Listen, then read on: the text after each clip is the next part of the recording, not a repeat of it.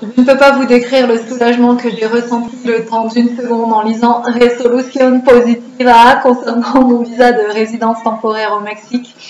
Je ne peux pas non plus décrire, ni même à ma sœur, la personne dont je suis la plus proche sur cette terre, à quel point 2017 m'a fait connaître des moments terriblement difficiles. Mais 2017, par ses difficultés, m'a montré à quel point la vie est belle et me le montre encore.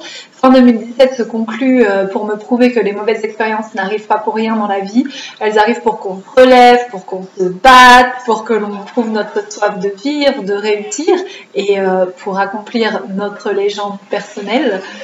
Parce que rien n'est donné gratuitement dans la vie. Et donc, après ce Noël sans ma famille, j'ai reçu le 26 décembre 2017 ma licence d'auberge de jeunesse après avoir bataillé 1 an. Ces jours-ci, l'auberge est remplie de clients absolument fabuleux qui sont super heureux d'être à l'auberge. Et puis, attention, ce 29 décembre 2017, hier, alors que le visa s'obtient normalement en 2 mois normalement, je viens de recevoir ma réponse positive après 18 mois d'attente, 3 refus, une expulsion du pays et de nombreux déboires. Donc s'il vous plaît, pour 2018, faites-vous une seule promesse, celle de ne jamais baisser les bras pour vos rêves. Je deviens donc titulaire du visa de résidence temporaire pour 1 année au Mexique, en persévérant, en gardant la foi, sans jamais douter et en prenant des risques. J'ai réussi à obtenir mon fameux sésame, me permettant de travailler librement au Mexique. Alors, j'aimerais aujourd'hui célébrer la prise de risque. Je vous parle aujourd'hui de mon auberge de jeunesse dont je suis devenue seule la gérante et propriétaire à 26 ans au Mexique où je ne connaissais personne. Vous croyez que c'est de la chance ? Non, certainement pas. Encore moins en venant d'une famille ouvrière du nord de la France. Ce sont, je pense, la confiance en soi, le courage, les sacrifices, les efforts et puis la prise de risque. Donc pourquoi ce ne serait pas à votre tour de réaliser vos rêves ? Parce que la peur vous empêche de prendre des risques, mais vous avez peur de quoi au juste ? À 22 ans, j'ai pris le risque d'investir mes économies dans le terrain sur lequel se trouve aujourd'hui mon hostel Humanity. J'ai dépensé donc seule et à 9000 km de mon pays d'origine environ 20 000 euros.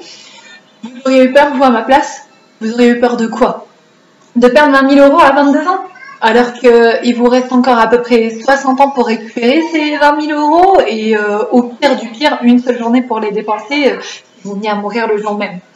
Je suis persuadée personnellement qu'en conditionnant notre mental à une pensée positive, on peut créer un futur rempli de succès.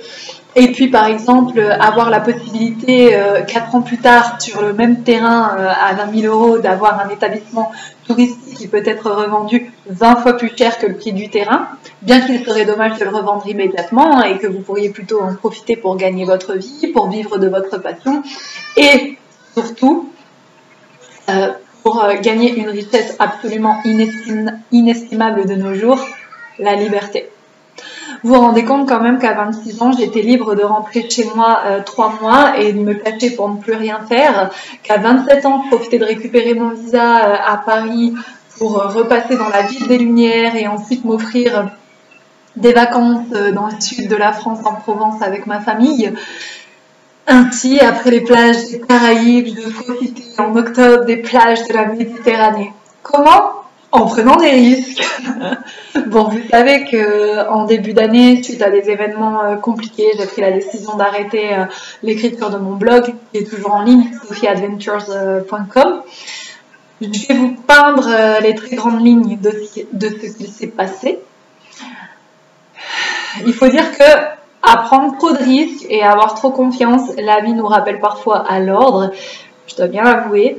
En janvier 2017, tandis que j'ouvrais les portes de mon hostel Humanity à Puerto Morelos et que je prenais donc le risque d'y travailler sans avoir encore reçu mon visa, j'ai bizarrement reçu la visite de la migration qui se concluait par une expulsion du pays pendant 3 jours et l'annulation complète de mon dossier qui était déjà pourtant en cours depuis 4 mois.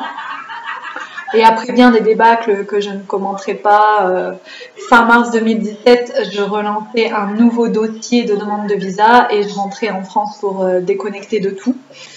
Alors début juillet, 3 mois après mon retour en France et après avoir tenté tout ce qui était en mon pouvoir jusqu'à écrire au président de la République mexicaine qui m'a répondu, le directeur national de la migration mexicaine m'a répondu, je suis rentrée au Mexique toujours sans visa. 2 semaines plus tard, on m'a annoncé à nouveau que ma demande était refusée. Donc, en août 2017, toujours pleine de confiance en moi, de courage, prête à faire des sacrifices si nécessaires, des efforts et surtout à prendre des risques, j'ai décidé d'aller me confronter à mon ennemi, à celui qui, en un claquement de doigts, pouvait m'expulser du pays et qui jusqu'à présent refusait toujours mon dossier. Et vous savez quoi? Cette prise de risque m'a été récompensée parce que le directeur de la migration de la ville où mes dossiers étaient assignés a finalement décidé de se ranger de mon côté et 2 mois plus tard, je me retrouvais à Paris en train de signer les documents pour l'obtention du fameux visa que pour différentes raisons, que j'aurai l'occasion de vous expliquer dans une prochaine surprise à venir, il me fallait absolument récupérer. Donc finalement, vous voyez, la prise de risque finit toujours par payer. Bien sûr, on vous prendra sans doute pour un illuminé au début, mais les gens prendront vite compte que pour laisser entrer la lumière, il faut effectivement être un peu fêlé. Et surtout, ils se rendront compte que c'est finalement vous qui avez raison de vivre vos rêves. Et puis, non, c'est pas eux qui, par peur, ont décidé de suivre le chemin tout tracé que la société propose ou que le regard des autres suggère.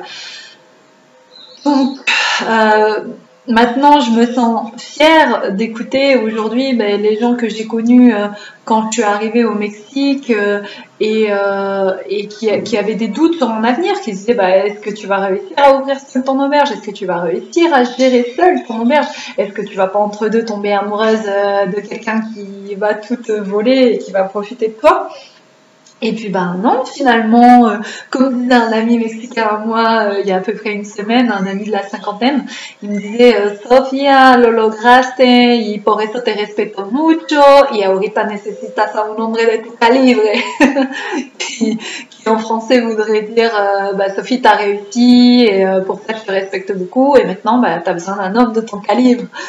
Et voilà, après de toute façon je pense que y a pas de secret, en travaillant dur pour les choses qui nous tiennent vraiment à cœur, on ne peut que réussir parce que l'univers tout entier se met à conspirer en notre faveur pour attirer sur notre chemin tout ce dont on a besoin pour réussir. Évidemment, pour ceux qui me connaissent, je ne pouvais pas ne pas parler de l'univers. Et voilà, donc malgré tout, c'est sûr que il y a des bâtons dans les roues, mais c'est justement pour qu'on puisse en même temps apprendre et grandir de nos expériences. Donc franchement, au final, c'est pas génial tout ça.